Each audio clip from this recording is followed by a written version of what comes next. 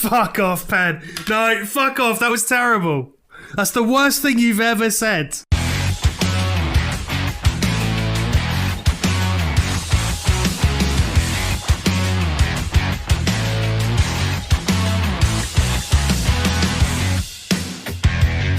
Hello everyone and welcome to episode 8, I think. Yep. Yes. Okay, good. That's good because it's of the unusual suspects. I just went blank for a moment. Good start. We have a live soundboard thing going on at the moment, so we're just testing it out. So this music is being played live. We ran into a few problems. Hopefully it doesn't go wrong. Everything is good in the world of the unusual suspects. Why are you making faces, Penny?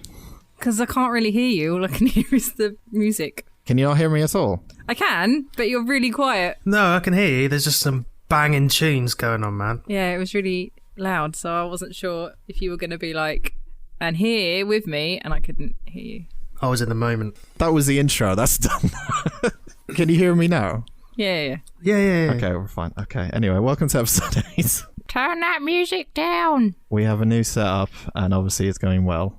Joining me to my bottom middle left is Penny this time around. Hello, Penny. Ooh, hi. It's exciting. Well, it's no bottom middle right, isn't it? I don't know. I'm not looking at your screen. Joining me to the further bottom middle right is Andy. Hello, Andy. Hello. Hello.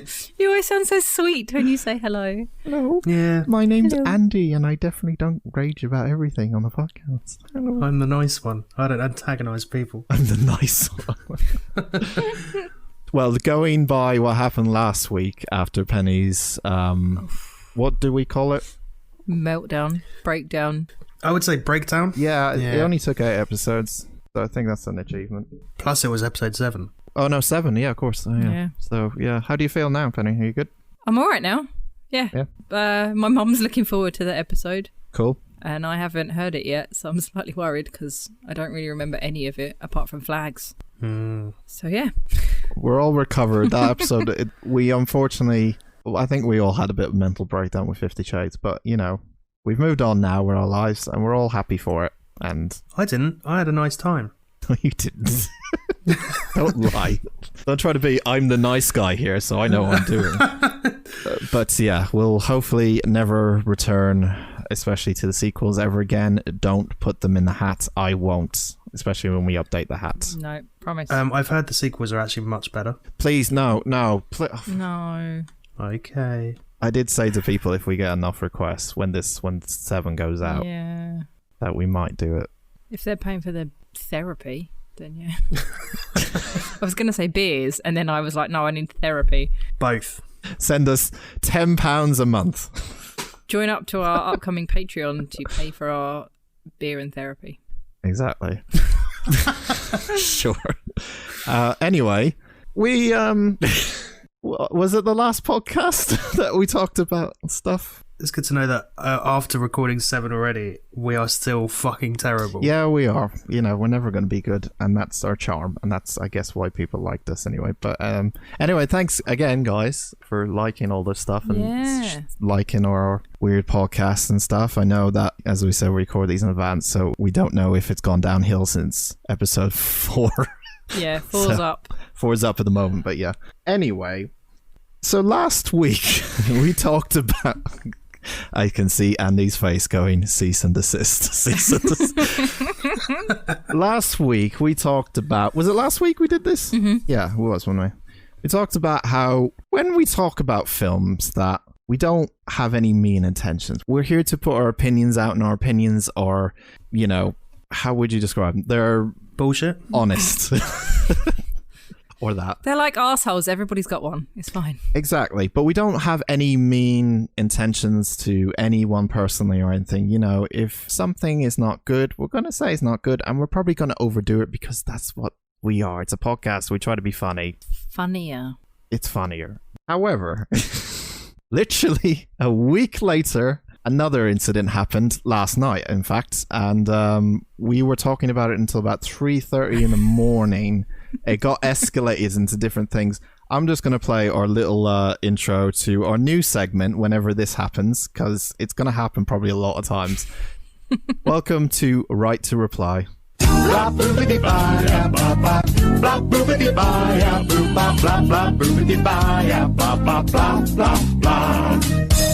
to Right to Reply. I really hope the BBC don't sue us for using their points of view music. Yeah, another week, another complaint. It's not on the air anymore, so... So it's ours. So there you go, BBC. Yeah. We own it. So a week ago, we had someone who wasn't happy with one of our segments that we put up as a video clip on Instagram and Twitter, and they weren't happy about what we said on there. Literally a week later, we had another person come to us. Can I just say the film, because I hate dancing around it and people know about it. So you may have heard that way back in episode 4, I talked about Little Hercules, featuring Hulk Hogan and all the Hogans, including Nick Hogan, Brooke Hogan. Not Paul Hogan. He was not in it. Not Paul Hogan. No. He was not in it. The video clip came out. Andy made it, so you can blame him.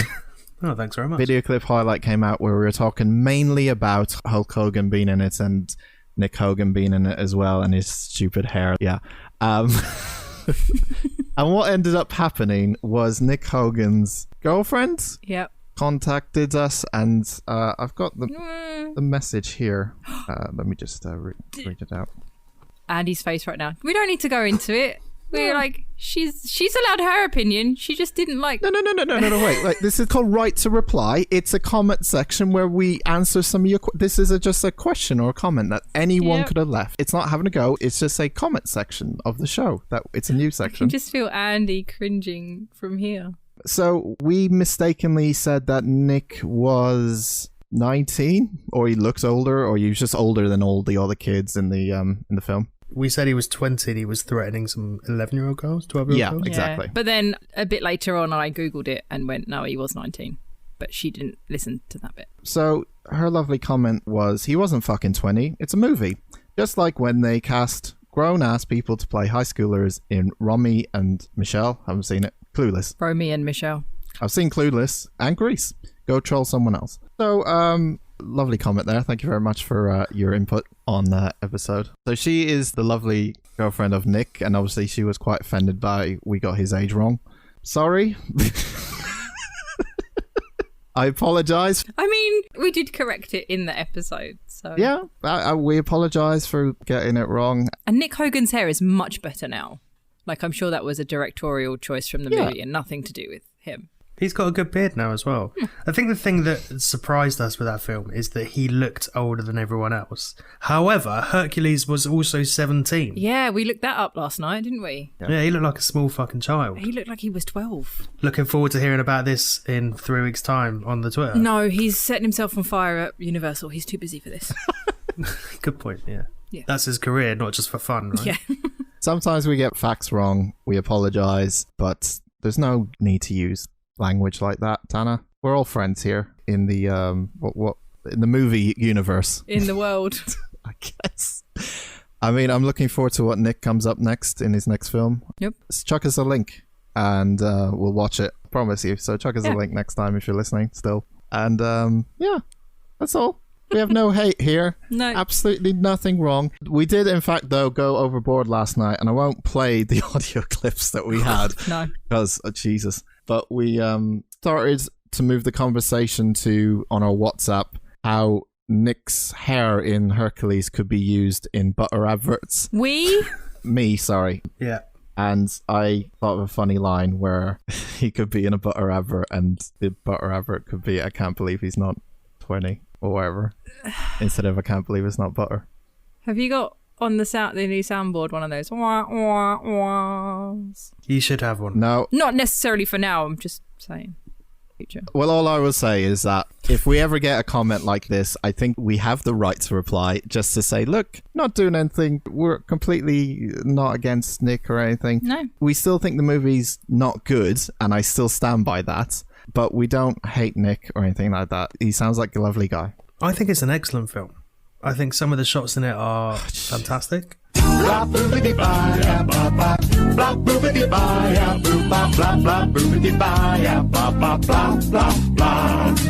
And that was right to reply before Andy ruined it and tried to be the nice guy of the podcast. Is that what you're trying to do today? Is that literally all you're trying to do? What? I've turned over a new leaf. But you're trying to be the nice guy of this because after the last 7 episodes, you have been... I feel like I'm going to ruin that with my movie. I think he's going to get... What? I think you're going to get grumpy with my movie, so that's fine. It'll all go back to normal. Hang on a second. Are you suggesting I've been an arsehole for 7 episodes? No, I'm just saying you haven't been exactly... Placid? No. Like a lake. Right, who wants to go first? Oh, okay. What you got? I'll go first. Mine is disappointing, but we'll just go with... So, start with a bang. One thing I will say that anyone who is a fan, and speaking of people who we are a fan of, next week it is the return of... I can't wait any longer. I'm not ready for this.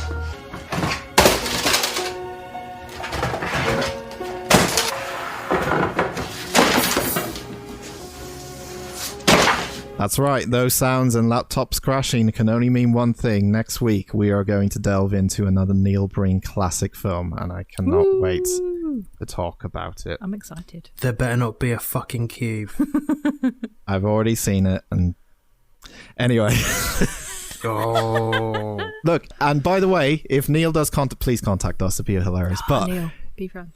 I love these films because they're actually watchable. So there you go. Very watchable, trust me. I saw 2 films, and I'm going to talk about them really quickly because I was quite disappointed in... I felt like I was a little bit tricked into watching them a little bit by my own kind of fault. The first one, I watched a film called Julia X, which is a film that came out in 2011. It's a 3D horror film, Penny. Your eyes literally lit up. Wait. I've never seen you look so happy. I'm ready. I've got my 3D glasses. I'm ready. Oh, these make me feel sick. Sorry, I should have played this. Anyway, Julia X is a 3D horror film that came out in 2011. It stars Kevin Sorbo. Do you guys remember Kevin Sorbo? Hercules. Another Hercules. Hercules, the real Hercules. No, who is this guy? The TV show Hercules. You know, like Xena, Warrior Princess. Yeah. Oh, TV show right. Hercules. Remember him? Long hair. He famously did a quote in a film, which I will probably put a clip in, where if no one has seen the disappointed clip from Yes. Hercules, Yes. it is one of the greatest things ever, where he thought that he had to say disappointed in a script, and in fact, he just had to show disappointment, but he screamed at the top of his lungs. It's fucking hilarious as well. Wait a minute. This isn't my world. Disappointed! Anyway, he's in it, and he's a guy going on a date with a girl called Julia, and they're having a nice date together, and they're going on a first date, and what ends up happening on this first date is he kidnaps her. Oh. Oh. That was weird. It's a horror film, guys. Where do you think this was going? The reason I watched this film is in the description alone of this film, it said, the last line of the description, it says, but there's a twist in this film. Now, you already know that a film's going to be good when it even tells you beforehand in the description. But wait a minute. Stick with it. There's a twist in the film. No. If a film has to tell you there's a twist, Yeah. that's normally not a good sign. Yeah. It's a bit like having to put in scary music in your film so that you know something scary is happening. We'll talk about that later. Callback. So, yeah. The problem is I saw the description and immediately, because I love like films with twists in it, I have to know what the twist is. So I watched it, and he kidnaps Julia, and what he likes to do is brand... He's basically a guy who kidnapped women. Kevin. I don't know his name in the fucking film. I just call him Kevin. Kevin. Hercules.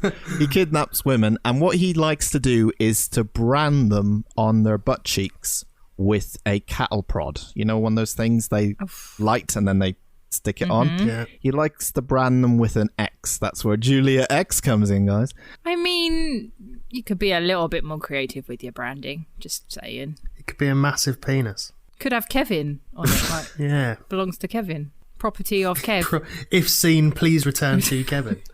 Did you just say you have a massive penis? Yeah, sorry, that was about 30 seconds ago, though. Sorry, I'm still processing.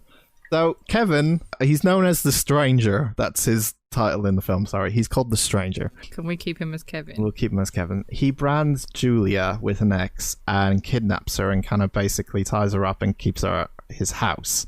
But he eventually will kill her because we see that there's another woman he kind of dumps in like a ditch that he's obviously kidnapped before and dumped her and stuff. So he likes to kill women for fun and brand them with an X. And that's his character arc, or now. Oh, before the twist, pre-twist. Yeah. Do you want to know what the twist is? And it's kind of revealed like literally within the first 45 minutes of this hour-and-a-half film. Do it. Do you want to guess what it is? Pop in a little spoiler warning. Right, the reason I pick these films and the reason I pick a majority of my films is because no one will watch these films. So, spoiler warning, yeah, fine, but I don't think anyone's rushing to see 2011 Julia X. I'm being honest. I'm trying to guess what the twist is. Yeah, guess it. Please guess it, because I'd love to hear what you think. The twist is he... I've got nothing. All these horror movies and I've got nothing. Alright, I'm going to throw out a twist. Is the twist that he was also once kidnapped and branded? Oh, see, I thought of that and that was really obvious, so I should have gone for it. Pen, it says there's a twist. It's going to be fucking obvious. Alright, so the twist is... Is he a ghost? I really wish he was. I wish he was. Does he live in a village in the past, but it's not really in the past? All I'm doing is M. Night Shyamalan twists now. Alright, it's not as creative as those, trust me. Yeah. The twist is that Julia has a sister called Jessica. Okay? Oh, not Gulia. Julia and Gulia. Sorry, wedding singer reference. They're not twins, but they're sort of identical. Like, they have the same blonde hair color. They're sort of the same physique. They look similar to each other. Are they played by the same actress? No. Okay. Two entirely different. Valerie Allison is Julia and Alice Leigh Willis is Jessica. I don't never heard of them before. Okay. So the twist is that she has a twin sort of sister, and what was actually happening all along is they were hunting him instead of... Of course they were. Penny, what? You know he's in this, don't you? I just got really excited. He's got Ben from Hatchet in it. Yeah, I was about to say that Sorry. Scooby-Doo Shaggy is in as well. He's not Shaggy and Scooby-Doo. You get so mad. What was that? No, that's Matt Lillard, and Matt Lillard's much better Yeah. than everyone. Yeah, he's in it as well. I want to watch this now. The twist is that she was baiting Kevin to kidnap her to get him and kind of kill him along with her sister. So she gets kidnapped and she eventually escapes because she is some sort of escape artist. She knows how to get out of handcuffs and stuff, and she escapes. Well, if you were planning to be kidnapped, those would be the skills that you would have beforehand. Yeah, sure. Like, It's probably because she's just a really great baiter. You could say she's a master baiter. wah, wah, wah. Sound effects provided by Penny. Yeah. That fell on sad ears, didn't it? So she escapes, she finds her sister and goes, I got the guy, let's go fuck him up. And they basically, this whole film is a lot of just beating up women and men. He punches them a lot in the face and like breaks their nose. There's a line he says to Julia where he punches her in the face and goes, not bad for a first date, and punches her straight in the face. Jesus.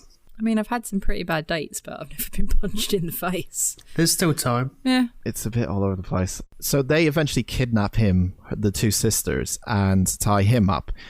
But while Julia is sort of just after this guy, for reasons sort of later, I'll tell you, Jessica kind of wants to be even more so the bait to this guy, where she tries to kind of seduce him while he's kind of tied up, because she likes the fact that this guy is kind of beating them up, and she sort of thinks he's hot. And yeah, after 50 Shades, this one is a nice little cleanser on the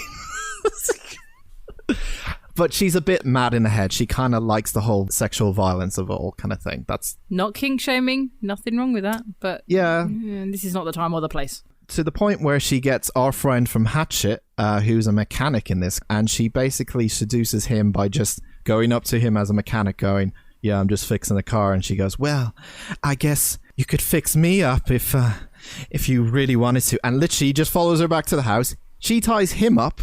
And now Kevin and Hatchet Man are now tied up in the room together. Hatchet Boy, I can't remember his real Hatchet Man boy. He was Ben in Hatchet. Ben from Hatchet. His real name is Joel. Joel. And his name's Sam in this, just to confuse you even more. So pick one. Ben, Joel, Sam. Sam, in this film, gets tied up as well, but he has a blindfold over him. So he ends up sitting in the room with Kevin. He has no idea Kevin's there.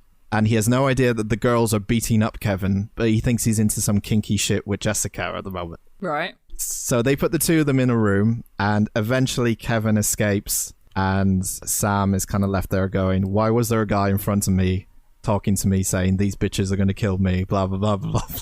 Has Sam got a boner? Probably. I didn't check, but probably. Didn't check. He was really into it until the fact he heard Kevin speaking and then going, what the fuck are you doing here? So he escapes, and then the other twist comes in to you figure out why they're actually doing this in the first place. It's not that they have some sort of vendetta against him, like he did something personally to them or anything like that, or that they just hate this guy because they saw him in the news or something. Are they related? They do this because the two sisters, the father molested them when they were young and beat up their mum. So What's that got to do with Kevin? Why is that Kevin's problem? I don't know. Okay. That's why at the end of this I was like, so what you're trying to tell me here is that if you have a really traumatic childhood experience, that what will happen to you clearly. I mean, I can get why people are traumatized by it and they may like develop problems like Tommy and the butterfly effect. yeah, exactly. Or in this film, Jessica is a bit like weird with the sexual violence and stuff, but it all ends up with them all dying. Sounds like the perfect ending, to be honest. The only one actually who's still alive at the end of it is Jessica. And to add even further twist on top of all of this, the last shot you see of Jessica is an X on her butt cheek as she gets into a car. I thought Wait. she wasn't the one who got branded. Exactly. So now was the one that got branded at the start of this film with the X. But we never saw anything with Jessica. But if they're not played by the same actress, you would just know that they had different faces. It's two different people. So that means she got kidnapped by him. Before. And she's alive. She has this sexual desire to him since then. Was she naked when she got in the car? Like, how did you see her butt cheek? There's a lot of butt flashes in this film. Is it a fresh wound or is it a healed wound? Scar? It looks kind of healed. It looks like it's a long time ago. Interesting. That's the twist. So it is a revenge thing, but it's not a revenge thing because she wants to bang him. That's what I learned.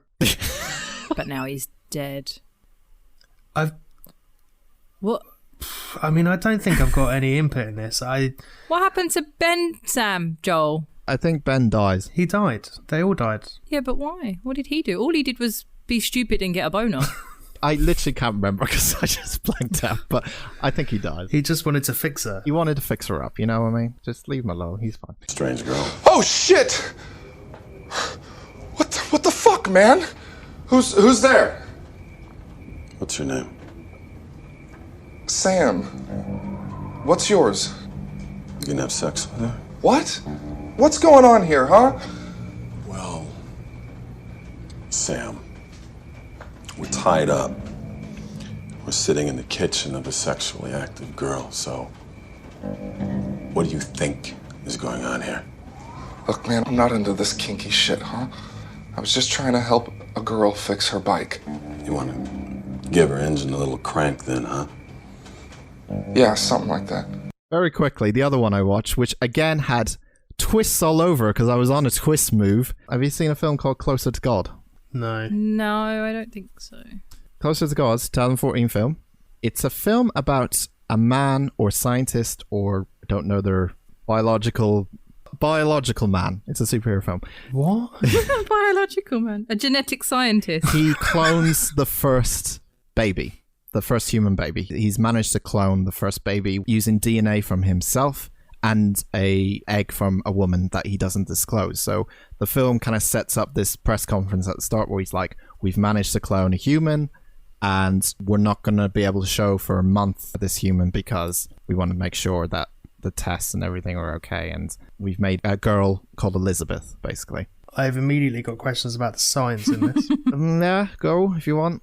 So you said it was using an egg from an unknown woman and his DNA. Are we talking his sperm? Yes. So it's just IVF. Yeah. It's not cloning, it's IVF. He's just fathered a... Yeah, it's not cloning, is it? If it's his sperm. Yeah. If it was cloning, it would be him as opposed to his child. Like Dolly the sheep. Yeah. The way he puts it is that he said, I've used DNA from myself and another person. Then it's not a clone. If it was him, it would have to be his mum and his dad and him. Like a different woman's DNA fucks it up. Yeah, it's a child. If it was a clone, it would just be his DNA. He wouldn't need anyone else. He would just grow it from that. Dan, why didn't you get the science right in this movie? God. All right. He basically, all right, I've only explained the fucking first 5 minutes. He basically says he's created a human without the need of a mother's womb, and that's it, okay? So a test tube baby. Test tube baby, right? But then they put that in a womb, didn't they? So, wait, so where does it grow if it doesn't grow in a womb? You see at the start of the film the baby coming out, and it's kind of like a womb that is a machined womb. It's not a real womb, it's like a machined womb. Like the Matrix. Matrix, yeah, very Matrixy like, yeah. I really wish you'd stop saying machined womb. Machined womb is making me feel weird. I don't like it. Mechanical womb, is that better? No, none of these are better. What about like a Android uterus?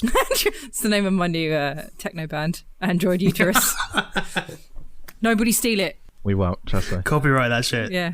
Anyway, so he announces to the world that he's done this, and they're not going to be... The press are all like, do you think this is the right thing to do? Do you think this is offensive against God and nature and blah, blah, blah, and all that kind of stuff? Do we really need another one of you? Do we really need someone playing God? All that kind of stuff. So he ends up saying, look, it's an amazing achievement. It could actually help people cure diseases and all sorts of things. And one thing I will say about this film, it's horrendously shot. It looks like a high budget film. Like it feels like a high budget film. Like it doesn't feel low budget at all. But whoever is doing the focusing on cameras in this film is doing a terrible job of it. It's really out of focus. I expect them to message us on Twitter when this comes out. No, it really is. It's just weird because it's like sometimes it's a really sharp shot of someone and then the next shot is like an out of focus shot and it's like really inconsistent and the cameras are not really pointed in a... I'm going to be nerdy with cameras in a minute because that's just who I am. But anyway, besides that, the story of this is Elizabeth is made and the baby is constantly kind of like... It's really disturbing, this film, at times. I actually found it quite disturbing at times. I still think it's not a great film. I think it's interesting, but it's incredibly disturbing because they have baby sounds where the baby is constantly crying to the point where it sounds like a baby is in pain. Now, I don't know if that is real. Like all the way through the movie? So when Elizabeth is crying, she cries like loud a lot of the times in the film. Like 90% in this film is a baby crying the whole time, so you don't want to listen to that. Yeah, I don't know if I can deal with that. But it got to the point where the baby was screaming in pain, and I immediately thought, what the fuck? Like, that can't be a real sound. Yeah, where did you get that from? Yeah. And I immediately was like, what? It was really odd. The twist in this film, guys... is it wasn't even a baby, it was a ghost. Okay, is that your... Okay, guess again. Is that your guess for this twist? The twist is that the baby is Ashton Kutcher and is... See, because he'd be alright because he didn't come out of his mum. He came out of a android womb. Right. Uterus, please. Sorry, android uterus. No, I don't know what the twist is. What's your guess, Andy? What's your guess with this? My guess is that this is the first attempt that worked properly, but there was another attempt that didn't work properly earlier. You are absolutely correct, Andy. Well Woo! done. Thank you, Wikipedia. Oh, what? Are you absolute cretin? Did you cheat? Get off this podcast. You just... Fucking, we are full of integrity here at the Unusual Suspects. Hey, look. I'm the nice guy. It's fine. Oh, shut up. You're not a nice guy, for fuck's sake. You're a cheater. Oh, nice guys. I'm a nice guy. Nice guys cheat and use Wikipedia. So, yeah, the twist of this film is that there was an experiment before Elizabeth that went horribly wrong. To the point where, and this confused me, but I kind of understand, they kept the failed experiment, the doctor kept it in his house. I don't like the way you're saying it. Well... It's a he. Stop. It's a he, but it's incredibly... It's deformed. Like the Goonies. Kind of, yeah. The problem with the film is they don't go into why are they doing certain things. Like, I understand because he wants to see how this experimentation turns out, and obviously it turned out pretty bad, so he did another experimentation and created Elizabeth. So the actual failed experiment of creating the human lives in his house, and what ends up happening is it goes into rage mode for the last 30 minutes of this film. Rage baby. And beats up everyone in the house, including like the maid who tries to take care of it. Like, he gets locked up. If you ever saw the Simpsons Treehouse of Horror thing where it's the guy in the basement, Hugo in the basement, it's like that. So someone goes up, gives food through the door, locks the door, and then... How old is I don't like calling it the experiment, but how old is it? He's called Ethan. Sorry, I don't know. I didn't look it up on Wikipedia. I'm just guessing. Is his name Ethan? Yes. You're a shit. Is it a child or a baby or a... It's kind of a mix of every age in between life. What? Yeah. Has he got baby legs like in Deadpool? The face is of an old man. The body is... I need to see this. Kind of, the spine is not a spine anymore, and the legs are small. So it's a small, old man looking, bald thing that runs around screaming and beats up things all the time. What ends up happening, which is a horrible fucking ending to this film, by the way, it's just incredibly sad. He ends up finding Elizabeth, who they take home from the hospital because they're afraid that the press are going to find out where Elizabeth is in the hospital. So he takes the baby home, which is the most stupid fucking decision of my life, like, ever. Surely there's more than two options other than hospital and house with a murdery thing in. But they're so afraid of the protesters and the media coming in, finding the baby too soon, that he takes it home, leaves her, Elizabeth, in a crib, and eventually Hugo, let's call it Hugo gets out and eats her and throws her off the stairs. And baby Elizabeth's gone. And the guy who did the experimentation gets shot by a protester, and the maid gets beaten up by Hugo. This is so depressing. Why did you watch this? But the message in all of this was just like, oh, you shouldn't be playing God. But it was a really bad way of like... Didn't they do that with, what was that David Duchovny movie, Evolution? Didn't they do it with that? But it was funny. That was a comedy, wasn't it? Evolution, the one where they killed all the aliens with Head and Shoulders. Yeah, you can still get the same message across without murdering a baby, was my point. I mean, that's it. That was the film. It was just like, he made a failed experiment and it went loose and he died. Fucking hell, I mean, that sounds bleak. Yeah. That's coming from me. To be honest, Julia X sounded better, even though that was kind of bleak too, because there was just people punching each other in the face and tit and just going, haha, good first date. Face. Just one tit. So, yeah, face and single tit. One tit. But yeah, I watched those two because I thought they had interesting twists. Turns out, guys... You should have read Wikipedia first. I should have read Wikipedia first and be a nice guy. No wonder you've had a bad week. Jesus Christ. Who's next? Andy, you got anything? Because mine's long. Go for it. If it's long, go for it. Yeah? Yeah. So I also watched two movies. Fuck. No, we're not talking about two. We're only going to talk about one. My friend Chris and I, hey Chris, we watched The Babysitter on Netflix, which was a good black comedy about a satanic babysitter. So I recommend that. But anyway, we watched 2014's Unfriended. Pam, is Chris the guy who told me I was wrong about my ideas of penetration with the beast? No, that was my brother-in-law, Lewis. Oh, okay. Lewis is wrong. Have that on record. Lewis had the same argument as me, so he was not wrong. You were wrong. I think majority rules. Dan and I are on the same page. I am not going in this conversation again. Let's just go. Don't make me turn this into a Twitter poll. Anyway, continue. Right, Unfriended, available on Netflix. If you are going to watch this movie, do not listen to this. It's a kind of technical cyber horror movie, as the name kind of suggests. It was one of those ones where like, oh, it's been on my list. It looks like it's going to be kind of shit, but we watched it on Netflix Party, and I actually really liked it.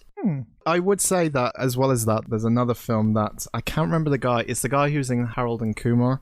John Cho. Yes. He's in a film called Missing, which is kind of similar to Unfriended a little bit. It's really, really good if you want to see that as well. So, yeah, Unfriended, a group of online chat room friends, what a weird way to say that, find themselves haunted by a mysterious supernatural force using the account of their dead friend. Ooh. So, yeah, if anyone is up for this, turn this off, like right now. Yeah, don't listen to us.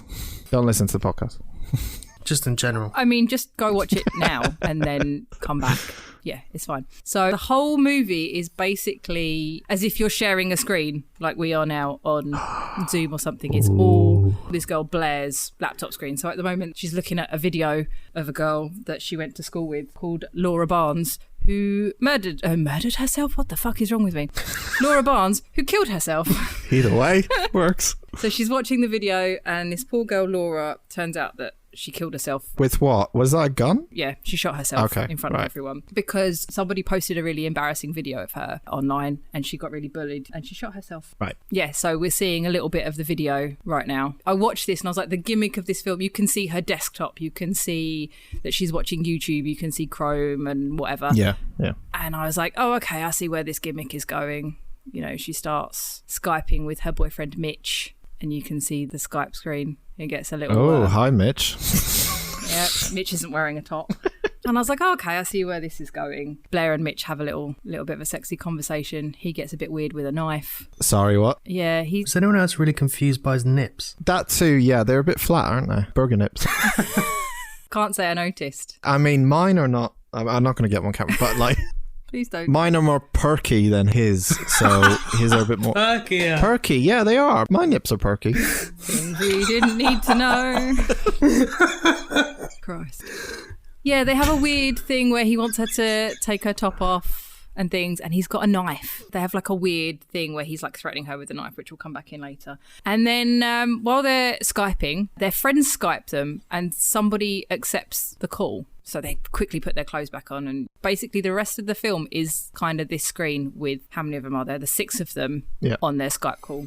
After about 10 minutes, you know how on Netflix you can kind of hold your mouse over the progress bar? Yeah. The whole movie, the entire like hour and 25 minutes of this movie, this is how it looks like. Right. So I was like, fucking hell, this is going to be fucking shit. They've taken their Skype gimmick, like found footage, took their 3D gimmick and fucking ran with it. I kind of like these films because it gives you a perspective that everyone's used to. So when they do stuff where it's like a desktop, you're used to yourself being that person, you know. And I was watching it on a laptop. There was a couple of times I tried to click off it. Oh God, that adds to it.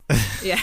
So they're on this Skype call, but they have this little anonymous person, can see all the friends, and then, you know, someone that's got their camera off. No profile picture, yeah. Yeah, eventually they're like, who's that? And then Blair and Mitch, you know, they've got their instant messages up. So it's really quiet. At the moment, she is typing to Mitch. She's not got any music on. Throughout the film, she either mutes everybody talking, so all you can hear is her clicking and typing. And so do you hear from the perspective of the computer audio or from her keyboard typing, like from her side? From her side typing, but you also get things like the Skype noises of her calling. Right, okay, all right. Especially when I watched it on my laptop, it is as if you're doing it on your screen. It's really bizarre. Yeah. So you can hear the Skype noise. I was getting a bit like, fucking hell, I'm going to have to read all of this. I was not up for reading all day. Well, you know, if I'm going to watch a film with subtitles, I'm going to be prepared. I don't want to read. No, who wants to read a movie unless they're in the, you know, in the mood? Yeah, but all day is, what, an hour and a half long? Well, not all day. You would love video games. All right. Sometimes I don't get up early enough, and that is my day. No, yeah, you're right about that. Yeah, originally I thought, oh, for fuck's sake. But then later on, it kind of adds to it because it is creepy because you are sitting there. And like Chris and I watched it on Netflix Party. So we were just typing. So you're sitting and watching it on your own and it's just quiet with typing and clicking. And I honestly love these kind of films. They're all talking about shit. And then Mitch says he gets a message from Laura Barnes. Ooh. And then Blair gets one. See, hey Blair, what you watching? From Laura Barnes' Facebook. But she's dead. Dun dun dun. I can't play the sound effects. But yeah. This film is nothing new. I knew completely where it was going, but it was still pretty fucking great. So she gets directed to the video again, and she's getting all the creepy Facebook messages. She's been messaged by 2 people called Adam. Adam is one of the guys. I just tried to move that message screen then. You're so immersed in it. Adam is the guy in the bottom middle at the moment. They're talking about Laura Barnes, and obviously today's the anniversary, and there's some links, and, you know, it says don't answer messages from the dead, but it's too late because she's already messaged Laura back. You know, it's Laura Barnes is the ghost, and Laura Barnes is going to kill them through the internet. Wait, she's a ghost? Yeah, because she killed herself. Yeah, but I didn't know she turns into a ghost. Yeah, she turns into a ghost. Oh, okay. all right. Well, that was anticlimactic, wasn't it? I was expecting something more than, well, she's a ghost, so she does this, she does that. It's not really, well, it is a big part of the movie, but it's her. She's taking her ghostly revenge. Oh, I think I know what happens now. Yeah. Yeah, it's not difficult to work it out. Yeah. She is the unfaced person, right? Yes. Yeah. You work all this out way before they do. Yeah, it sounds like it. Laura Barnes is already messaging them 15 minutes in and like, oh, it's a fucking ghost. But I guess that's because I know they're in a horror movie and they don't. So it's not really their fault, I suppose. So obviously, what would you do if you were getting messages from a dead person? You wouldn't necessarily think they were a ghost. So she tries to memorialise her account, like Laura Barnes's account, or like saying it's been hacked. She's trying to report it because somebody's fucking around with it. Eventually, they decide it's their friend Val, and they invite Val to their chat. Val is now this girl in the middle that you now can't see because she's fucking talking to messages. It's so much reading. I was not prepared for it. Ben, you're going to hate books. I know if I'm going to pick up a book, I know I'm going to read it. If I picked up a subtitled film, I knew I would have to read it.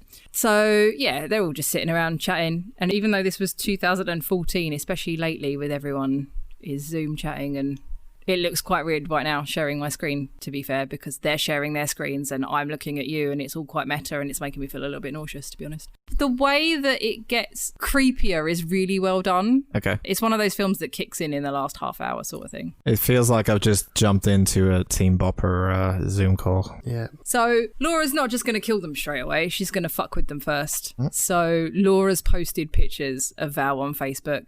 They have this whole bit where Laura is making it look like they're calling each other sluts and things like this, and they don't realise that it's a ghost. They're just having lots of teen drama. The boys are just sitting down the bottom while the girls are just like, fuck you guys, you're all assholes. And Laura's just having a great time messing with them. Imagine not realising it's a ghost. Maybe I just watch too many horror movies and I immediately think everyone is a ghost. Because seeing as how I've said is the twist, they're a ghost twice. Maybe it's just me. Good point. Yeah, good point. How can ghosts have good internet connection? That's what I want to know. Yeah. She's in the internet. They can get in. She's in the internet. Yeah. Well, then she's not a ghost. That's what I was going with. She's some sort of AI, not a ghost. I fucking knew it. I knew when you die, you go into the internet. I knew it. In fairness, that is the dream, right? That is unlimited speeds.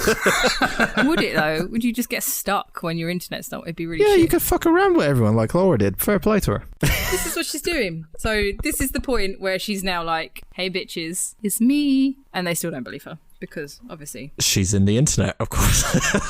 She's a ghost in the internet. Is this the sequel to Ghost in the Shell? Wow, good one. No, but there is Unfriended Dark Web, which Chris and I are going to watch next week. So I'm very excited. I don't know if you're going to be able to hear one of my favourite lines in a movie ever is in this movie. They don't know who this person is and they think it's somebody fucking about. And Val is not having any of this shit. Hi, Billy. Listen, sweetheart, you're a fucking asshole, and if you don't take these down right now, I'll come over there and knock the trash out of your ears. What? Knock the trash out of your ears. Yep. Pen, you got to set your sights higher, sweetheart. That's terrible. Yeah, that's just too...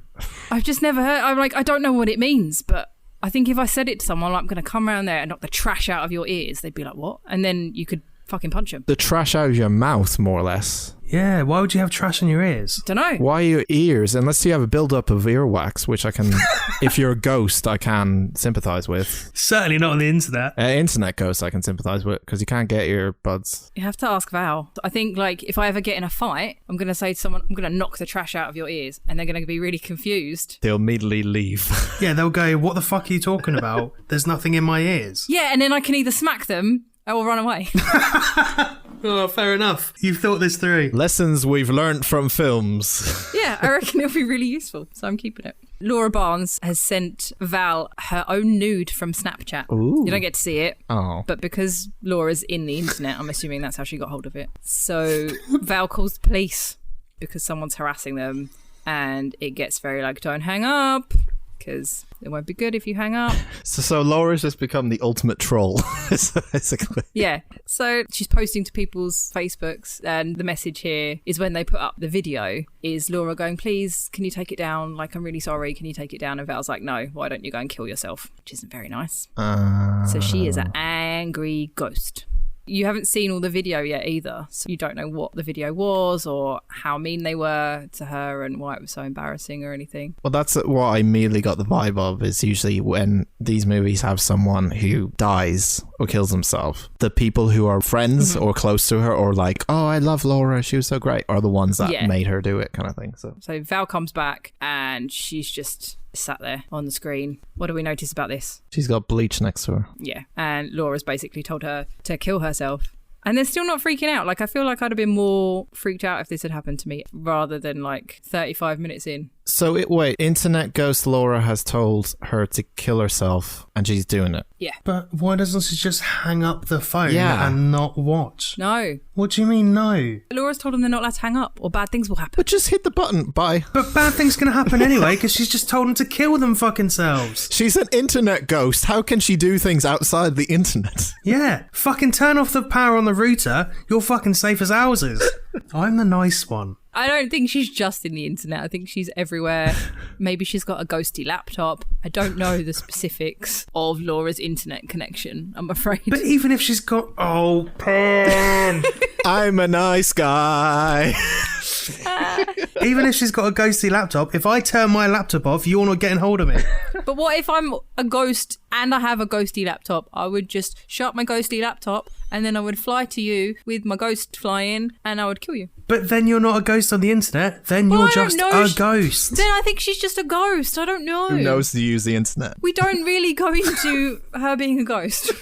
I'm not technical enough to explain neither the internet or ghosts to you, I'm afraid. So Val takes the bleach and what, she does it? Yeah, because the camera falls down and then you can see the police have turned up. So she only did it because she was worried about what would happen next. No, I think Laura made her do it because she was just sat there like really still. She looked dead, yeah. Yeah. What I also liked about this is that sometimes the footage is really glitchy. Yeah, I love that. And buffering and stuff. I also really liked that they can hear the police and they're looking up police scanner codes because the police are like, it's a 411. It's the 411. It's a 90210. Yeah. So yeah, they look that up and it's like, whatever the number is, they're like, oh, it's a suicide. It's a code 404, ghost of the internet. What, so they didn't know she's suicide until they saw the police scanner? Yeah, so you can see her feet are on the floor and you can see the policeman's knee. How dumb are they? And they've turned the laptop off and Val is dead. I thought this film was really good and I'm just not doing... No, it's fine. It's just the ghost in the internet bit that's wound me up. It does get a bit teen drama-y. Laura's sending a picture called Not Boyfriend. Oh my god. So we can guess what that is. Oh, she's such a bitch. Oh my god. Is it Dan's perky nips? Could be. Oh, it might be. It's downloading. 4 seconds. Oh 3 god, I can't wait. It's probably a picture of me. Oh god. Be that classic picture of you in a thong, Dan, that everyone has seen. Oh, for God's sake. So that's Adam. That's her boyfriend Mitch's best friend, and that's her. Also, Mitch thinks she's a virgin, and obviously she's not because she banged Adam. But how do we know she banged Adam? It's just a picture of them In bed. together. She's sending another picture, and He touched you good. Jesus fuck. What? it's a good meme, isn't He it? touched you good. Yeah. Right, okay, so they're having a teenage problems, even though now one of their friends have just died. Yeah. See, they're all freaking out now. Yeah, but they're clearly more interested in boyfriends and girlfriends and perky nips and stuff, you know. Well, Laura wants to play a game now. Now we're playing a game. Pretty much, she goes a bit sore, but apparently Ken, he's a technical guy, so he starts a whole thing where he sends them all a program to download because they can't kick out Laura from Skype. It won't work. It won't let them. Oh, I love like technical things that are just like, oh my god. It's so great why don't they just close Skype and open it back up again and not invite her into it? because she wasn't invited in the first place and they can't get rid of her. The program is called Trojan TCP. Download a virus, why not? So But the best thing is Ken's like, no, you guys, let's all play a game because she says I want to play a game. Yeah, so the email and the file is called Just a Game. And he's like, yeah, cool, you wanted to play a game, we'll play a game. What? It's just fucking... And then he sends them this Trojan file and this is quite... They're all like... Yeah, it's downloading. It's stupid, but the fucking tension, because Laura starts doing a countdown and you can hear the countdown bleeping as well. So it's got the beep, beep, beep. And then they're like trying to download the Trojan and then trying to kick her out. And it's fucking stupid, but the tension actually worked really well. They eventually manage to do all this shit and they boot her out. Oh, they get rid of her. Yeah, they get rid of her. So Laura's gone. Blair is not having any of it, so she goes to Laura's Facebook page, and to make it even worse, she unfriends her. Ooh. Now the internet angry ghost is going to be angry when they open up Facebook. What a bitch, right? Yeah. And they all get back into Skype and they're like, yeah, it worked. The not profile picture has now turned into somebody's camera. Yeah, it's like a grate. It's like looking through a grate or something. So they're all looking at it and they're like, what the and she's in someone's closet. Why? Is it R. Kelly's? Is it a closet? Maybe it's not a closet. I was like, oh, someone's in the closet. Then you start to see Ken gets up and they're like, oh, shit, Ken. So then you can see the perspective of Ken down the bottom from his camera and from her camera. So she's in Ken's house. So she's stalking Ken through a closet. How does she get the camera in the grate? Because she's an internet ghost. I don't know. That's not a physical thing. I don't know, but there's a camera down there. It's just zeros and ones. I don't know, but look, there's Ken. And he's like, shit, where did this come from? So there's a camera in a closet looking at Ken, who's one of the guys on this call. Now he's discovered the camera and he's staring at the camera now. He's staring at it for a long time, isn't he? For a long period of time. He looks like he's doing shit, but he's staring at it still. Oh, the video turns off. They all get disconnected. He looks a bit like a badger, if you ask me. A badger? Yeah. Oh, look, she's turned all their internet off because Ken hung up. She's like, I told him not to hang up. Hung up, hang up. This just sounds like technical support, the film. But I also love this, like the buffering as well with the tension. Yeah, I like that. The fuck? Right, so Ken is being slammed around while the video's buffering, but you see glimpses of it, like, while he's being slammed around in his room, like a badger. More tension, they're all looking at their screens, and then his hand's in a blender! For 5 seconds, his hand's in the a blender. Fuck? I mean, that escalated quickly, didn't it? Now his neck's in a blender. Okay, cool, right, alright. Sorry. He put his chin in a blender. Yep. Why did he put his chin in a blender? Don't know, should we rewind that just for Ghost gets in, but obviously the internet cuts in and out for dramatic effect. Okay, so she's legit a ghost who's able to move people around now. Yeah, because I don't think he's sticking his hand in that blender. I don't know, maybe he got really high and he decided to try something out. I don't know. Oh, I see. Yeah. He broke the casing and then put his chin in the blade. That makes much more sense. Oh. If you were an internet ghost, that's what you would do, isn't it? You would tell people to put your chin in a blender. How naive of me. I'm guessing they all get killed off by her now. Yeah. Okay. It's just basically which order. Do we want to guess at least who's going to be left? The girl on the left is the last one. Yeah, Blair's the last one. The one that unfriended her, right? Yeah. Because they were genuinely friends beforehand? Yeah, they're all freaking out. Adam's a bit drunk. He finds a gun. What's he going to do? Shoot his fucking router? What is wrong with these people? Americans, man. We apologize to all Americans. No, we don't. They're our second highest listeners. Stop it. We apologise to the good ones. Look, if they're going to put their chins in blenders and shoot their internet providers, then, you know. Shoot their internet providers. Fuck you, AT&T. They're going to stroll up to Verizon and just take a couple of shots. We get a little bit more of the video. Because I'm like, what was so bad? She just her being drunk with her friends. So this is the video that they've all seen before. Yep, this is the video. Right, but we're seeing it for the first time. Yep, they put this on the internet and she's got bullied. But like, oh, she's drunk and she's passed out on the floor. Has she shot herself? That was going to be my question. Yeah. Yep. Oh, God. They zoom in and... Oh, what the fuck? So she's drunk and passed out. She shot herself. And they're filming her, but then we have a nice zoom in as she's really shat herself. Oh, fuck. That's pretty funny, in fairness. So, yeah, we've all had those drunk videos, you know, with your mates. Like, we play Buckaroo with one of my mates that passes out early. People have dicks drawn on their faces. It gets posted on the internet. It's not a big deal. But, yeah, this is a nice, lovely close-up, which I've paused it on, of Thanks, I'm not looking at it. poor Laura Barnes' gusset, undercarriage. Gusset. Like, literally so much shit. She has shit herself a lot. It kind of looks like when you take a muffin out of the oven and it just spills over the edges. Can we move on from the picture? But that's it. That's all she's done. She just shit herself. Why is that a problem? Well, because then they were all bullying her. But that's down to them being arseholes. That's not her fault. No. But they put it online for everyone to see. And you know what high school's like? It turns out they're all going, no, we had nothing to do with it. It sounds like she just had really terrible choice in friends. Yeah. And she was either very insecure or something, or... They've made a bunch of fake profiles bullying her. So she was cyberbullied quite a lot, which is what led her to kill herself. But that is the internet. That happens on the internet every single day. It's still not nice, though. Oh, no, I agree with you. If somebody did that to me and then I ended up killing myself, I would definitely come back as an internet ghost and murder them all. Internet ghost. I can't deal with internet ghosts. It's the internet ghost bit that makes this film go a bit like... She's not an internet ghost. She's either a ghost or she's not. Well, she's a ghost and she can use the internet. She's not... She's got a subscription to ATT. No, she's got Wi-Fi. What's her plan? Fuck off, Pen. No, fuck off. That was terrible. What? That's the worst thing you've ever said. Yours was terrible earlier. Yeah, they're playing a game and they're playing Never Have I Ever. And it's basically, never have I ever slept with my friend's boyfriend. They're playing games and their friends just died. What? Yeah, because Laura's like, you have to play a game. She's making them play. She's gone all internet jigsaw. All right, okay. All right. I get it. Oh, internet jigsaw. What's she going to turn into next? Internet fucking Michael Myers? It was just a little bit of poo. Don't worry about it. It was quite a lot of poo. It was a lot of poo, but also don't worry about it. She doesn't just use their internet, she uses their printer connection. Adam has got a piece of paper that's come out of his printer and he's read it and he's like, fuck, I can't show you. And then Blair gets one as well and they're all going, just show us what it is. And they're like, no, I can't show you. If you reveal this note, Adam will die is what she's showing. So she's revealed the note so that he dies. Yeah, I think she was trying to save everyone else. So then Adam takes a gun, shoots himself in the face. What? So what? Why didn't he just put the gun down? Because she's making them do it because she's a ghost. I don't know why this is so hard for you to get that she's a ghost and she can make them kill themselves. So just try and think that this is possible and you're in this situation and you need help. She tries to call the police and she can't. So how else can she get help? What's the first? You're like, fuck, I need to get hold of someone to get help and I can't call the police. Any ideas? Call Derek. Could call Derek. Andy? I would probably leave my house and go next door to one of my neighbours and say, yeah, the internet's a ghost. Could you do me a solid? Yeah. It's not what Blair does. Blair goes to chat roulette.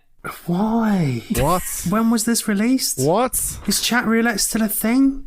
Sorry, No. hang on. She goes to chat roulette. Yeah. Of all fucking places. Yeah. And it's really unrealistic because there's only one one implication of a dick. And from what I know about chat roulette, it's full of masturbating dicks. Yeah. So now we can see her screen and she's on chat roulette and she's screaming like, somebody help me. This is just funny at this point. Yeah. And people are just like, no, not up for this. She just keeps getting rejected on chat roulette. Can't get hold of anyone. Gets some stoner guys that obviously don't believe her. Then she gets to this girl who actually listens to her and she's like, call the police. I need you to call, like, someone's attacking me. I need you to call the Fresno police. So she can't call the police because Laura's in her phone now as well. Yeah. But she's also on the internet, so why doesn't she just cut the connection to chat roulette so she's buggered? Because this is fun. Mobile phones, you know, they exist. Nope, she tried it on her phone. She rang what she thought was the police and it was Laura or something. Laura, can you help me out here? Laura's trying to get me. This really nice girl on chat roulette rings up the police and says, yeah, there's this girl. This weird girl on chat roulette has told me to ring the police. And then Laura gives her the other girl Jess's address because, like, Jess is freaking out. Why? She sent the police to Jess's house to look after her, I guess. They're all dying, Andy, that's why. But then you're like, oh shit, it's buffering. Oh no, it's buffering. And then Laura says, goodbye, Jess. And then she's gone. Is there another blender scene? Because I'll be up for that. Oh, no, it's flashing. Oh, it's good. It's flashing. Yeah. She's screaming again. Their internet connection goes really bad when they're dying. I was just going to say that, yeah. Weird, isn't it? It's almost like a ghost is in the internet blocking up all the bandwidth. What the fuck? Whoa, wait a minute. What the fuck? What is that? That, Dan, is a curling iron. Shoved down her throat. Yes. But that wouldn't do any... Yeah, if it's on. It's hot. It's hot. I'll be honest, I just choked and I think the internet ghost is trying to kill me. Fuck. Oh no. Oh, Jesus. Andy, call the police. Get on chat roulette. Jess's screen comes back and it's a lovely image of her with a burning hot curling iron shoved down her throat. That's a pretty nasty way to go though. Jesus. Yeah. But it's all right because Laura's pretty woke. All right. She's not going to leave you with that horrific image. Of course. So she's going to send you a meme. Looks like she finally shut the fuck up. And she's posted it on her Facebook. I get that they're trying to connect with the youth by making memes. It's so good. But like, seriously. Seriously. It's like... So we've got the whole Mitch and Blair Witch Snotstein. Mitch the Nips. Oh, very good. Mitch the Nips. He's still in it. And she's basically, Laura's like, one of you posted the video. Who did it? And she's doing a little countdown. And she's like, Blair, I know you didn't post it. I know you didn't do it. You should just admit that, you know. And then Blair's like, yeah, fucking Mitch posted it. So then Laura gets into her iTunes and starts playing sad music. She's killing her time. I believe it. So that's quite fun because it goes from being really quiet to then she puts on creepy music. Okay. So the knife he was playing with earlier, he puts it on the table. And he puts his head through it. Yeah, and he stabs himself in the eye. I was expecting a bit better after the hair straightener as well. Yeah, that was anticlimactic. The hair straightener one was the best one, to be fair. Better than the chin in the blender. No, Chin in the Blender was pretty good, but I think the straightener... Well, in fairness, that wasn't dreadful. Because she's like shopped him in and said, yeah, he posted the video. And she's like, I didn't do anything. I really didn't. Like, it wasn't me. But turns out Blair was the one that filmed the video in the first place. What a dick. Oh, okay. So they would have known about that for the whole film. Yeah, so that's why they're all like, no, it wasn't us and we didn't bully you. Surely Laura knows that as well. Yeah, that's why she's killing them all. So she did it really drawn out killing, even though she knew. Yeah, she wanted to torture them before she murdered them, which I would do if I was an internet ghost. Oh. And then we have an Angry Joyce ending. Oh, God. Oh, here we go. So she's got her Blair Witch moment. All you can see is her. Oh, because Laura turned all the lights off. She can't see anything. She shuts her laptop. And then... Internet ghost! The end. Right. Comments? Who shut the laptop? I actually don't know. I thought she shut it, but watching that, it looked like someone else shut it. So I guess Laura shut it. Laura the ghost. Yeah, because surely if Laura the friendly internet ghost shuts it for her, she would know that there was someone there. Yeah, I don't know. I'll be honest, I'm still catching my breath back from after nearly dying. But basically, this was a film with a really silly gimmick that actually turned out I quite enjoyed it. It looked like it worked quite well throughout. Yeah, I think we were watching it on Netflix Party, so we were typing, but we were still like, oh, it's in the closet. Oh, she's going to kill her. Like, it was quite fun. Like, you didn't care about any of these assholes. I think a better version of these kind of films that I got the name wrong, sorry, earlier, is called Searching. It's like this. It's not particularly horror, but it's more about a person goes missing and it's checking through their laptop and phones and stuff like that. Yeah. I think it's just, I expected it to be really bad, but I think all the bits where she uses the printer and she uses iTunes and the way you've got her friends talking in the background while she's typing and the countdowns, I thought it worked really well and I really enjoyed it. So there you go. Ta-da! Thank you. Never have I ever fucked What are you doing? my boyfriend's best What are you friend. doing, Adam? Blair, Why are you happy, doing Blair? this? What are you doing? Is he serious? Richie, I'm so sorry. Don't. He's serious? He's God telling the damn it, truth, Adam! What do you mean? It was an accident. It was an accident. It doesn't It fucking does matter. It does matter because. We might all fucking die. We're better than you, you Tell me I'm untrue and good Guys, for stop. nothing Guys, too. please stop. My, how you lie, lie, lie. This is Film Out of the Hat, a movie out of the hat. This is every week we take a film out of the hat from the previous week and then we discuss it on the next podcast. This week we are discussing Penny's Choice from 1999, Idle Hands. Fuck yeah! It is about a guy called Anton who is some kind of teenager that doesn't do anything and smokes loads of weed, and his hand gets possessed by the devil and it makes him murder people. Yeah. That's pretty much it. I know how I feel about this film, so yep. Right, so Anton lives with mom and dad, who are just called mom and dad. They get murdered very early on in this film. Well, before they get murdered, they see something when they're in bed together, look up into the ceiling and see, I'm under the bed, Woo! written on the ceiling, which immediately made me laugh. It was in scary writing. Yeah. Like, it wasn't in, like, Comic Sans. It was in UV paint. It's not that scary. Dad goes to investigate. This is all the intro. Dad goes to investigate and he ends up getting killed. And one thing I noticed in this is the mum has the slowest 911 dial of all time. Yeah. Have you noticed it? 991, sorry. Wrong country. Yeah. On her landline rotary... No, it wasn't a rotary phone, was it? It was a buttony... Button. Yeah, the buttony version. This movie is so 90s. Oh, I love it so much. Like, it literally took me back so much. So. There's so many references. I wish it was the 90s now. I love it so much. I think 2001 was a good time 2001, 2002. One thing I'll put in that you discussed earlier, Penny, this film uses way too much music or sound effects for jump scares. Din on like the pumpkins that were like on display in this film when they go dun, and it's like, oh Jesus Christ, it seemed to do it a lot. So Anton is a lazy stoner hero. He doesn't notice that his parents are dead for like 3 days. Yeah. He uses his inhaler as a bong. That too. Genius. Which comes into play later. He meets his 2 friends for weed called Mick, played by Seth Green, and Pernub.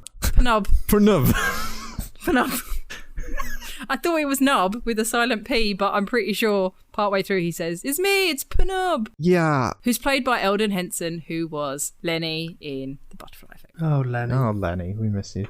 And Seth Green, I fucking love Seth Green. So he goes to his friends for weed because he's running out, and his little, is it an inhaler? But he's kind of called an inhaler. Yeah, it's an inhaler. Meets 2 friends for weed. On the way there, he looks out the window and he sees the love of his life, Molly, played by Jessica Alba, who is awful in this film. She's so terrible. Yeah. She's a babe, but she was really bad. She's very much a babe, but oh my god, she can't act. She was very like, Anton, Yeah.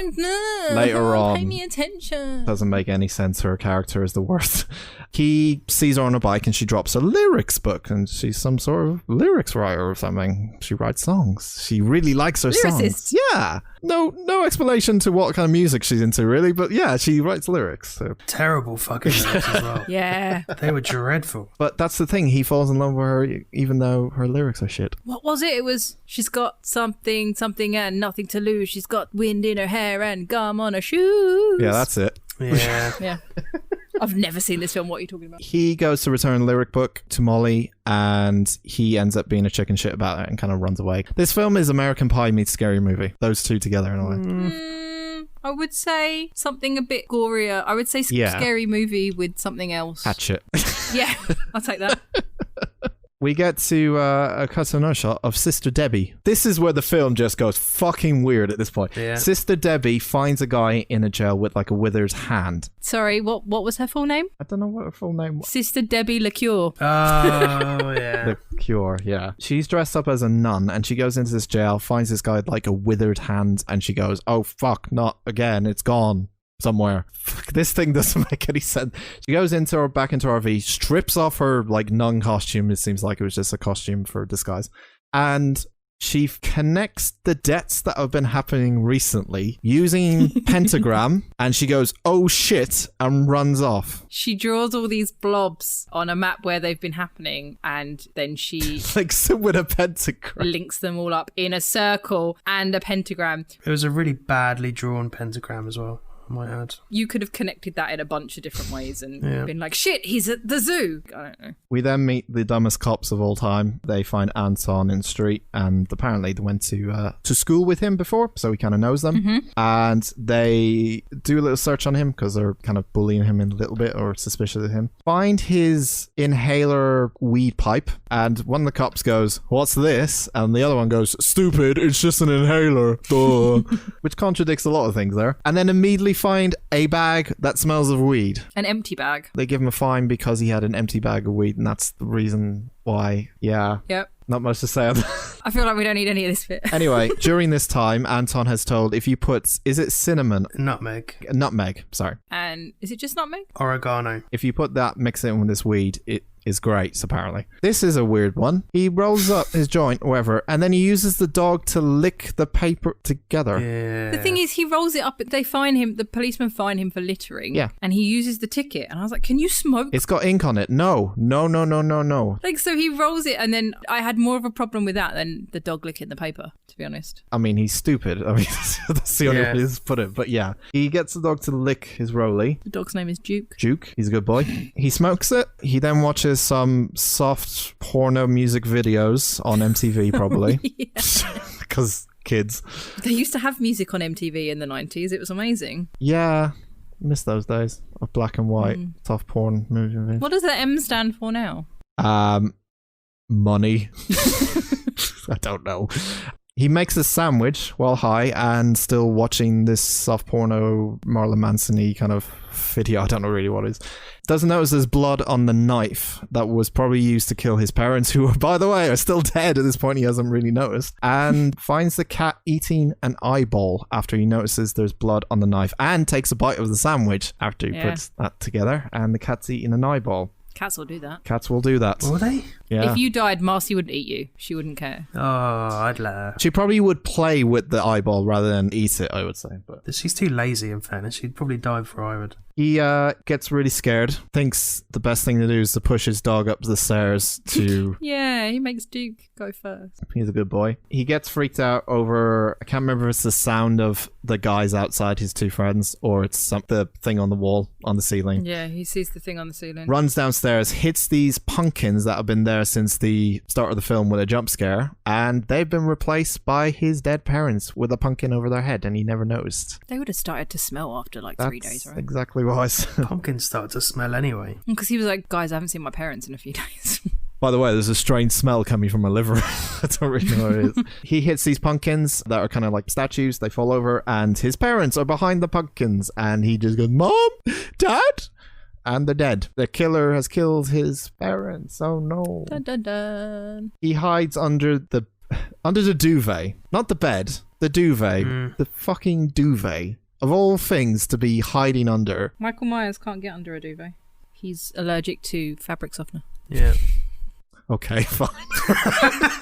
Where are we going with this? I don't know. He hides under beds, and his friends Mick and Prump. Pnub. Maybe it's just Nub. Maybe I misheard him, but it's spelt P-N-U-B. Yeah. They end up being outside. He's kind of freaked out because he thinks it's the killer or whatever, and he opens the door and they're actually there. And he's like, guys, look in the living room. And they're like, oh shit. And they stare at the music video rather than the dead parents that are clearly right next to them because comedy. I think at this point it's Rob Zombie. Yeah. And they're like, oh shit, that's a cool music video. And then he has to go, guys, my parents, they're dead. Hello? The stoners, they're more interested in boobs than dead parents. They find a clue, and that was a funny bit as well, where Seth Green goes, a clue. That is a bit of fabric. A perfectly cut out, not ripped piece of fabric in a perfect shape. Exactly what I thought. It was like a square of his, what turns out to be Anton's t-shirt, when they kind of match it up. And they kind of go... Dude, the killer was wearing your shirt. The best line in the film, the killer was wearing me.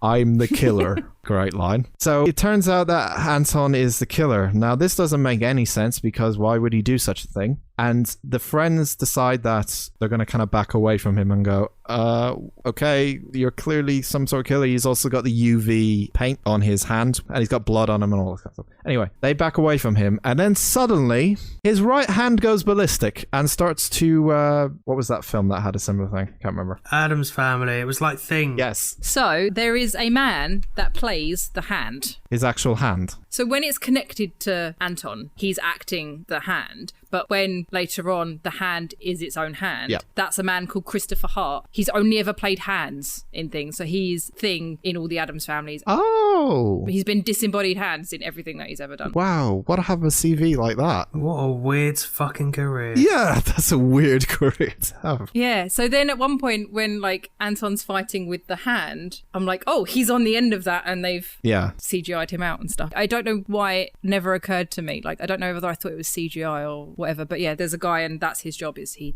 plays disembodied hands, which I didn't know. So Anton, possessed by said hand, kills his friends unintentionally while he's going, I'm sorry, and get away from me, I don't know what I'm doing, and he ends up killing both his friends, slicing one of their heads off, and then with Mick, he put a bottle into his head or skull. Which is so good. Get lodged in his head. It's good makeup, I gotta be honest, it's really good makeup. And it's still got beer in it. It sloshes around. You can hear it sloshing, which is fucking great. And I loved Devon Sawa's, I don't know how to say it, but Anton's hand acting.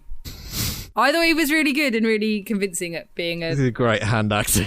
It was pretty good. It lurched around a lot. Yeah. I noticed when the hand went to kill Seth, the hand literally groaned as it killed him. Did it? I didn't know. Yeah. Oh, did it? Like a... Exactly like that noise, yeah.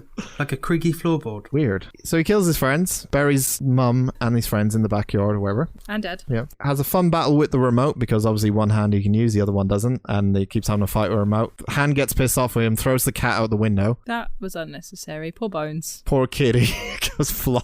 So he has to deal with this hand that's possessing him and he can't do anything about it. Meanwhile, he goes to find the cat. And out comes Jessica Alba, or Molly, wearing PJs because that's what she got paid for. Yeah, she's wearing really sexy PJs. Like, hi, Anton. What are you doing here? They're the kind of PJs that you only wear if you're expecting to see someone. Yeah.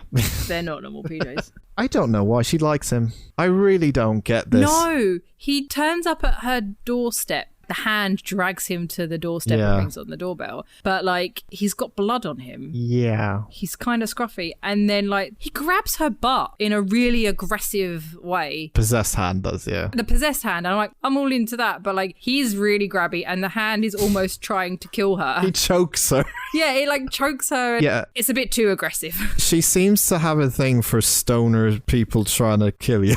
I don't know really what it is. She was all into it. Yeah, her character is pretty bare bones, I gotta be honest. Yeah, it's not great. So he has fun times with Jessica. When he gets back, the bodies of his friends are talking beneath the ground going, Anton, get us out, get us out. And he's like, I thought you were dead. And he ends up getting them out and they're dead, but they came back from heaven because it was too long of a trip to walk to gates to get to heaven, so they decided to come back to Earth. We can all relate to that. And hang out with Anton. Because stoner humor, everyone. They're too lazy to do anything. At this point, we meet Randy, who is my favourite character in this whole film. Randy owns a pickup truck. He is the most douchebag of all time. He's so metal. He's talking to a girl who's sad because there's this memorial thing for the Feldstein twins. Feldstein twins, that's it. And he goes up to comfort this woman who's crying, but she doesn't know them, but she's like sad that it happened. And he's like, yeah, I knew them, when he clearly didn't. He's trying to get with this girl who's crying and stuff. But at this point, Anton goes to him and says, you know stuff about the devil, right? Yeah, because he listens to metal. Because he listens to metal music. Yeah. Well, actually, he doesn't. He only listens to Shout at the Devil. That is the only metal song that ever plays when he's around or in his car. Yeah. I felt triggered by that statement. I've had that said to me before. Do you know about the devil? Yeah, but you know. So there you go. It's fun times, isn't it? Yeah, sure. This is also one of the best lines ever from Randy. When Anton turns up, she ends up going away because Anton is like a mess at this point and he's going ballistic with his hand. And Randy says to Anton, as soon as the girl goes away, I can't believe you cock-blocked me like that. I thought we were birds. A really long buds at the end as well. The knitting scene. What's wrong with that? It's the best bit. Randy basically says that the phrase idle hands are the devil's playground, so that's why he's always working on his truck, because he's busy. So obviously Anton's right hand is too idle and he doesn't do anything. He has to keep him busy. So he has to keep him busy and he takes up knitting. He takes up knitting. He's quite good at it though. Yeah, it was good. It doesn't make sense, but the best bit about it is that when the cops show up, they look through the window and see Anton with his two friends that are clearly dead and missing a head, and he's hanging out like a murderous psychopath with them and knitting at the same time. They bust in and he's like, I can't put it down, so he has to keep on knitting. He's like, I can't put it down, you just have to like put your guns away. And they're like, put the needles down and all this kind of stuff. It was just, oh my god, silly humor from the 90s. I love it. The best part of that scene is when they shoot Lenny yeah. in the head, but the head is on his lap. Like, before they shoot him, they said, you should just talk to the police. They shoot him in the head and he goes, I was gonna say you should just talk to them, but now I'm a bit pissed off. The only problem with Lenny's head is that the animatronic head wasn't great. Yeah, it was a bit too... Yeah, you could tell when it was the animatronic one and when it was his head, but I assume that's because the 90s. Kind of charming. Police die, get killed. Fuck those guys. I've got to cut my hand off, Anton says. That's the only way. Well, I'm just going to cut my hand off. Makes sense. Sure, why not, mate? Do what you want to do. Well, you figured it would stop. Why not question why this has happened in the first place? I mean, like... Because he had an idle hand. Go to the hospital. Get some drugs. Start using the hand more. That's the easiest option. Well, he started knitting and it didn't help. Like the Offspring and the Ramones said, get sedated or I want to be sedated. Come on, lads.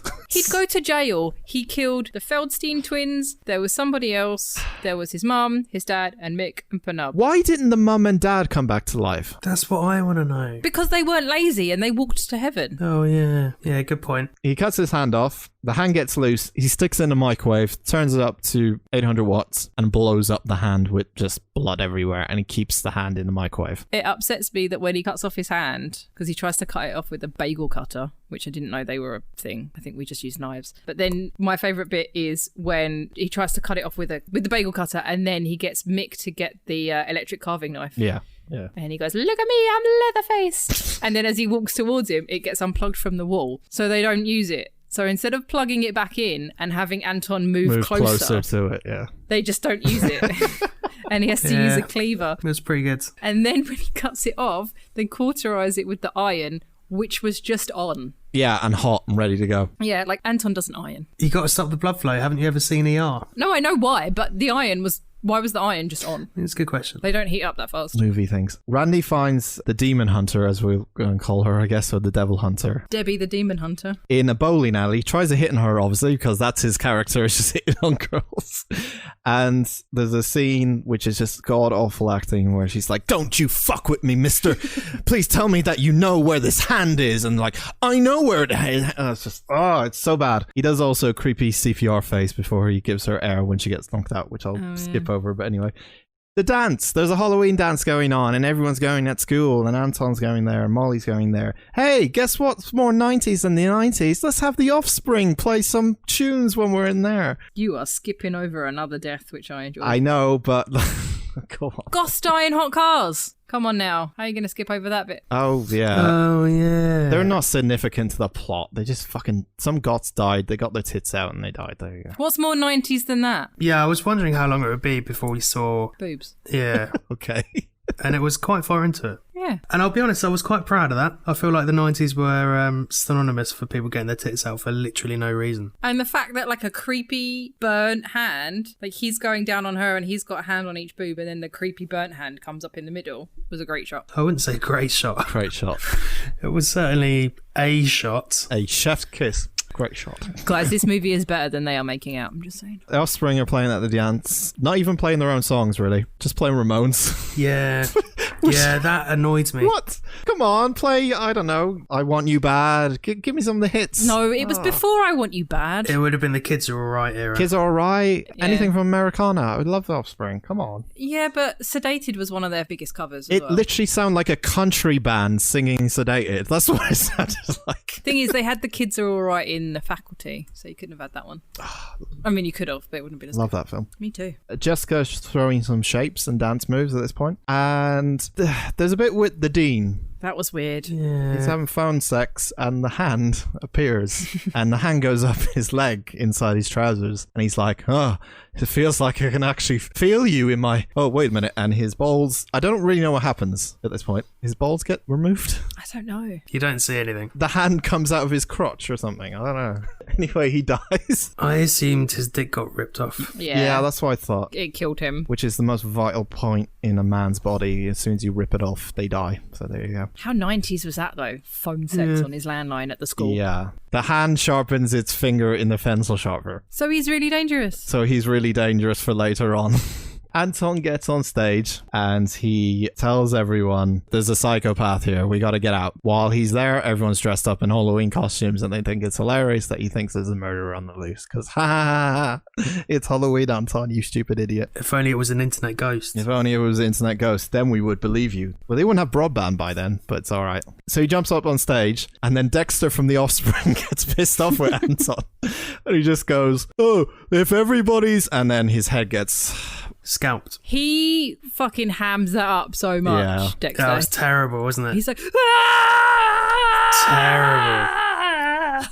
So Dexter's dead from The Offspring. So bad. This film is just... I love you, Dexter, but that was terrible. The next thing I put on here is Molly's friend is stupid. She's so annoying. Stupid. Yeah. Molly and they see Dexter get killed and all that and everyone runs away from the dance and they're like, oh shit, there's actually a murderous hand killing us all. Molly and her friend go into an air duct to escape. And Molly goes down. There's like a fan that's spinning. She uses the heel of her shoe because it's the most powerful thing in the world to stop it from spinning. Yeah, what was that shoe made out of? 90s chunky heels. I'm telling you, that would have worked. Really? Yeah. big chunky heels in the 90s. All right. So she gets to drop down from the vent through this fan that stops spinning because she's used this heel to stop the fan from spinning and chopping her up. Meanwhile, her friend is about to jump and the hand appears. Oh no, she's in the vent with a hand. Gets a rope wrapped around her neck, clearly, and Molly says, just jump. Just jump. And she's really dumb, so she does it. Now she jumps, and now she's hanging with no air. And on top of this, the hand just sees the heel, removes the heel, the fan starts spinning again. She goes up into the fan and gets turned into a bloody bolognese. Bolognese! A big pile of Jessica. Big bowl of ragu. Now I don't know if it was Jessica. Maybe I'm just thinking of Jessica Alba. Her stupid friend. But I also like that Mick and Penub are following them because Penub was kissing Molly's friend. That's right. And then they're like, ugh, no, I'm not going all through this, Jessica. Let's go back. She just died. It's like, ugh, what the hell? I also, Tanya, not Jessica, Tanya. Tanya. He's like, I'm not going through all this, Tanya. Like, go back. I also like that now I know that Christopher Hart is the hand, how good he is at hand acting. Like, that hand's got personality. He does a good job. He does do a good job, to be honest. Is that the takeaway from this film? That the hand is really good? I'm amazed that he's literally, like, it didn't occur to me that there would be a man that solely does that as a job. I'm sure he does other things, because how often can you? Good with his hand, ladies. You guys are... That wasn't me. The hand decides it's going to disguise itself, so it doesn't get noticed. So it finds a puppet in one of the rooms in the schools. Oh, this was fucking stupid. They didn't need to do this. This is really stupid. This is the bit that I liked. No! It's so stupid, though, because this puppet changes facial expressions. It's a puppet. The hand is underneath the puppet, disguising itself as this puppet, and somehow the puppet changes its facial expressions. Didn't need to be a puppet. You know what? I would take this over Kermit any day of the It week. was funny, though. It was a bit more funny than just having a hand. I'll give him that. At this point, Jessica gets hit in the head, and she goes, ow, and falls off. She then gets tied to at the top of a car that is now going up into the roof, and she's about to be crushed because the hand has done this and tied her up and stuff. It needs a sacrifice, an innocent sacrifice to the devil. He needs to sacrifice the woman in every horror film. Why not? It's the 90s. Here we go. So, the way they defeat the hand is... They find, I don't know, I forgot the name of it, but it's a car exhaust. That's a bong. And they're like... Penub and Mick are like, gotta fucking smoke up. Gotta smoke up. Meanwhile, Anton's trying to save Molly. He's in her underwear. I was waiting to see at what point she would be in her underwear in this film. The hand took it off.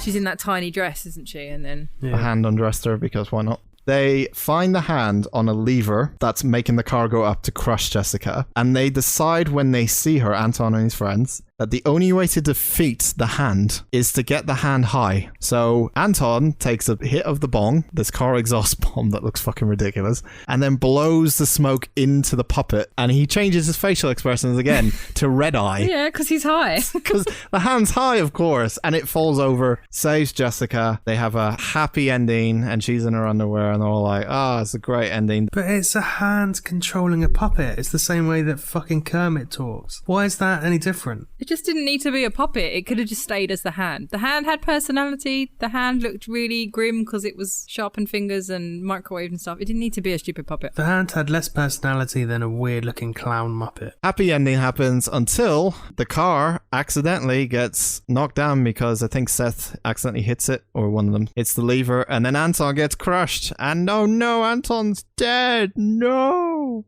The end of this film is Anton in a hospital bed with Molly next to him saying, I'll be back later, I still love you, even though you can't bloody move, and I don't know really why I like you, because you're such a weirdo. Anyway, his friends become his guardian angels. They go back to heaven, because they've done their part, I guess. Jessica loves him, and the final thing we see is the boys play a joke of, I'm under the bed, while he's in the hospital bed when he looks up, and he goes, ah! And that's the end of this film. Thoughts, Penny? I love this movie. You know I love this movie. All right. It's one of my formative years movies. I love the 90s. I wish we were still in the 90s. It is very 90s. Like, literally hook it into my veins with all the other 90s. 90s Josh Hartnett, 90s Christian Slater, Tamagotchis, Pop Rocks. Well, this is definitely a horror episode, I think. Yeah. Another one. Like most episodes, in fairness. Sorry. It's my fault too. It was fun and it was silly and it was great. I'm assuming you guys did not like it. Andy? I didn't dislike it. I thought it was totally fine. It was absolutely fine. up until the point where Anton twats him with the beer bottle in the head, it could have been a legitimate horror film. That was quite early on. Well, it's about half an hour in though. But after that, when they come back from the dead, it like totally flips into like a weird sort of comedy horror. Yeah. But it is very 90s. There's a lot of quite obvious tropes and stuff. Bits of it were just a little bit obvious. I think Anton is much better in Final Destination. I love that movie. I'm trying to decide whether I like this more or Elvira. And you didn't like Elvira. Yeah. I think I like this a little bit more as it was that 90s. It just felt like a 90s cheesy comedy horror film. That's pretty much what it is. It's the sort of thing you could put on in the background and not really have to watch it. Yeah, I wouldn't really pay attention to it again if I watched it again. I think it's okay. I think it's really majorly got plot holes everywhere, though. It just doesn't make sense, half this film. And some of the jokes fall a little bit flat. But it was 90s. I do appreciate the 90s humor. It's a unique thing that we don't get anymore. It's nice to go back to it sometimes. So, yeah. You don't want to borrow my copy on DVD Absolutely not. I'm going to give this... I'll give it a 6 out of 10. Is there a sequel to this? No, not that I know of, because what did I find out sequels for? Butterfly Effect's got like 2 that I didn't know about. Yeah. And then I found out House on Haunted Hill has got 1 I didn't know about. So, but as far as I know, no. Okay, I'm going to give this a 7. I would watch it again, but I wouldn't necessarily rush to watch it again. I will give it an 8 because it is a movie I really like, but it's not one I watch all the time. But I like it. Very good. I mean, there was this big bright white light at the end of a long tunnel, right? And there were all these chicks' voices and that music. Kind of uncool music like Enya. And these chicks' voices, they were saying, "Come to us, come towards the light." So what happened? Oh, we figured, fuck it.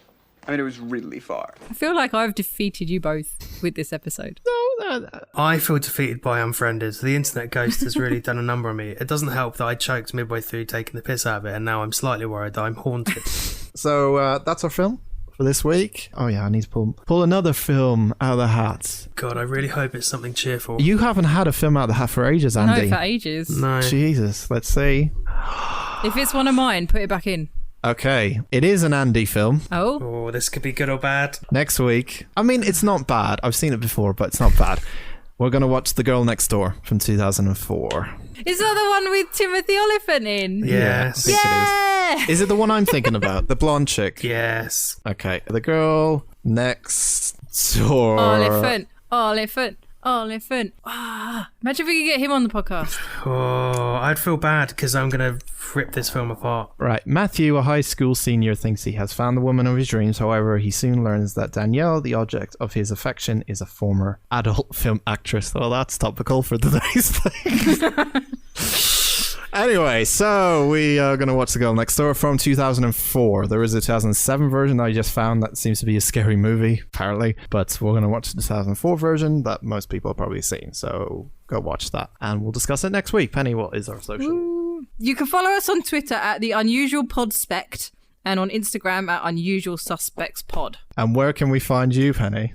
I'm at Penny_photopit. Andy? At Joyces21. And you can find me in your internet being a ghost at Dan Talks a Lot, and I'll steal your bandwidth as well. Thank you for listening to episode 8. It's been a joy. It's been an experience. It's been long, but we got there in the end. We'll be back for episode 9 next week. We sure hope you can join us then. And hopefully by next week, we won't have any Twitter beef. And we'll just have a nice podcast where everyone likes us and nothing bad happens. And we're all friends in this lovely platform we call Earth. We're currently 50-50, by the way. So far, 4 episodes have dropped. In that time, we've had 2 instances of Twitter beef with 2 different films. So you're saying half of the episodes that we release in our lifetime are going to be Twitter beef? It's either going to be episode 5 or 6. One's going to happen. To be fair, while we were recording this, I was looking up to see if Found Footage 3D made any t-shirts because I really want one now, but they didn't. And I'm actually really disappointed because I want one. I did say to Andy when 50 Shades of Grey goes out, I do hope Dakota Johnson comes on Twitter and really has a go at it. Anyway, thank you for listening to episode 8. We're tired now. We love you all. See you soon. Bye. Bye. Whatever.